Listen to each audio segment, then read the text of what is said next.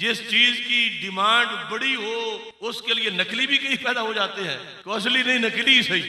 چونکہ میدان حشر میں ڈیمانڈ ہے سنیت کی تو مختلف مقامات پر اس کی علامتیں بیان کی گئیں. ہم نے پچھلی سنی کانفرنس میں صراط مستقیم یونیورسٹی گراؤنڈ میں حضرت امام اعظم ابو حنیفہ رحمۃ اللہ علیہ سے جو انہوں نے 12 نشانیاں لکھی ہیں ان میں سے ایک کا تذکرہ کیا. پھر وہ 12 کی 12 ٹرانسلیٹ کر کے فکر مستقیم میں ہم نے شائع کیا کیونکہ سیالوی صاحب کا پیغام پہنچا تھا کہ یہ سب پیش کی جائیں.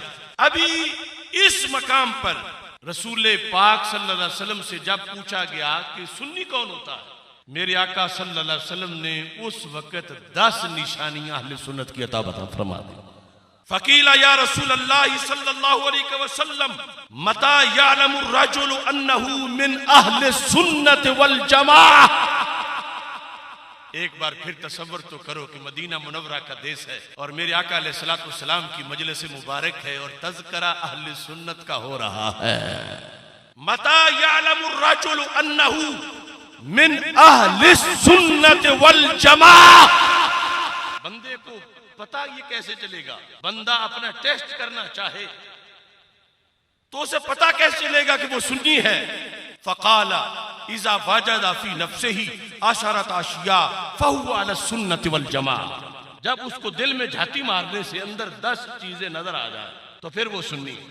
اب 10 کو بیان کرنے کا تو وقت نہیں کیونکہ یہ ساری کتابیں بھی پڑھی ہیں, ابھی علماء کے خطاب ہونے ہیں. لیکن ایک چیز سر فہرست اگرچہ وہاں اس کا دوسرے نمبر پہ ذکر ہے, وہ کیا ہے؟ فرمایا سنی کی پہچان یہ ہے. اب پیر پہچاننا ہے کہ سنی کون ہے اور 2 نمبر کون ہے. خطیب پہچاننا ہے کہ سنی کون ہے اور 2 نمبر کون ہے. آگے مستقبل میں یا معاشرے میں پہچان جو دربار رسالت سے ملی ہے سنی کون ہے.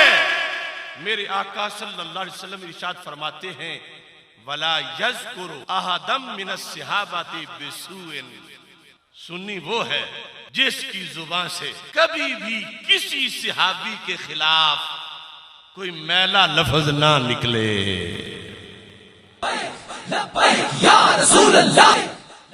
وَلَا يَذْكُرُ أَحَدًا مِنَ الصِّحَابَةِ بِسُوءٍ.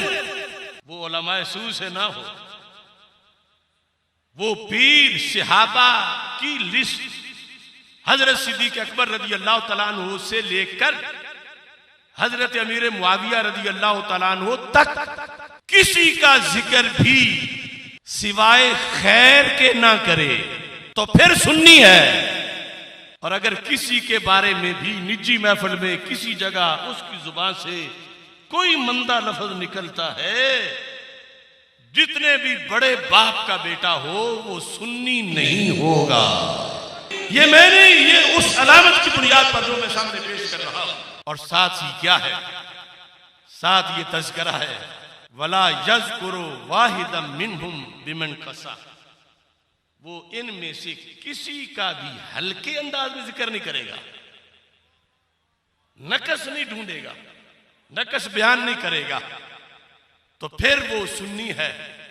تو آج ہم جو جنگ اس وقت لڑ رہے ہیں جن کے خلاف کچھ ان میں اعلانیہ بولتے ہیں, کچھ چھپ کے بولتے ہیں, کچھ اعلانیہ بولنے والوں کو پروٹوکول دیتے ہیں, اپنے ساتھ بٹھاتے ہیں, اپنے ساتھ ملاتے ہیں.